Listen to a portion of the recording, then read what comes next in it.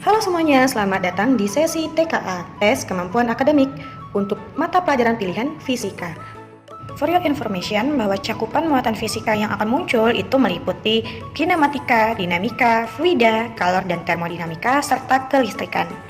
Sedangkan untuk konteks muatan fisikanya itu mencangkupi fenomena fisika di lingkungan, makhluk hidup, teknologi, dan percobaan atau penyelidikan sederhana. Oke, mari kita selesaikan satu soal TKA Fisika terkait botol semprotan parfum. Atau kalau dalam fisis kita akan membahas lebih tepatnya hukum Bernoulli. Kenapa sih ini bicara tentang hukum Bernoulli? Nah, hal ini karena dari muatan yang besar, ketika melalui hukum Bernoulli dia bisa memecah partikel-partikel itu menjadi lebih kecil lagi. Ya, contoh nih, kita pernah untuk menyemprot suatu parfum. Saat udara ditiupkan, cepat melalui tabung yang sempit di selang parfum tersebut. Dengan hal ini terjadi, maka kecepatannya itu akan meningkat. Dan menurut hukum Bernoulli, tekanan yang diberikan adalah tekanan yang menurun. Oleh karenanya, tekanan udara di luar itu tentu pastinya lebih besar. Sehingga cairan parfum yang terdorong akan naik dan melalui pipa kecil. Dan ketika keluar dari pipa kecil atau celah sempit semprotan, cairan parfum bisa langsung terpecah menjadi butiran-butiran halus yang wangi atau harum. Itulah mengapa pada semprotan parfum terlihat sederhana, tetapi dia memuat konsep yang keren, yaitu hukum Bernoulli. Mari kita lihat nih, kalau dari cerita Mbak tadi, di pernyataan berapa aja sih yang benar? Yang pertama, udara yang mengalir cepat di atas permukaan parfum menyebabkan tekanan di tempat itu bertambah besar. Oh, tentu salah sekali. Kenapa? Karena udara yang mengalir cepat justru membuat tekanannya berkurang, bukan bertambah. Oke.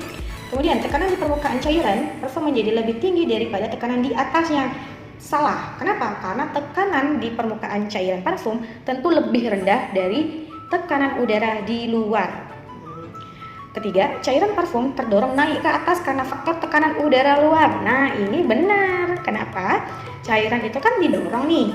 Akibatnya tekanan udara yang di luar pasti lebih besar. Kalau di udara luar itu kecil, nggak mungkin bisa kedorong cairannya. Pernyataan ketiga benar. Pernyataan keempat, volume cairan yang berada di dalam botol parfum mempengaruhi aliran parfum. Maksudnya benar. Kenapa? Hukuman volume cairan di dalam botol mempengaruhi kelancaran aliran parfum. Bayangkan kalau volume cairan dalam botol itu sedikit, kan tidak mungkin aliran itu dapat naik dan keluar berhambur menjadi muatan-muatan kecil. Berarti kan pernyataan 4 benar. Kelima, alat ini memanfaatkan hukum Pascal dalam proses penyemprotannya. Tentu salah. Kenapa bukan Pascal, Mbak, tapi Bernoulli? Karena Pascal itu tentang gaya, ya. Gaya pada piston. Oke, dongkrak ya lebih kenalnya. Pada semprotan atau parfum ini sendiri atau semprotan apapun itu terkait di hukum Bernoulli gitu.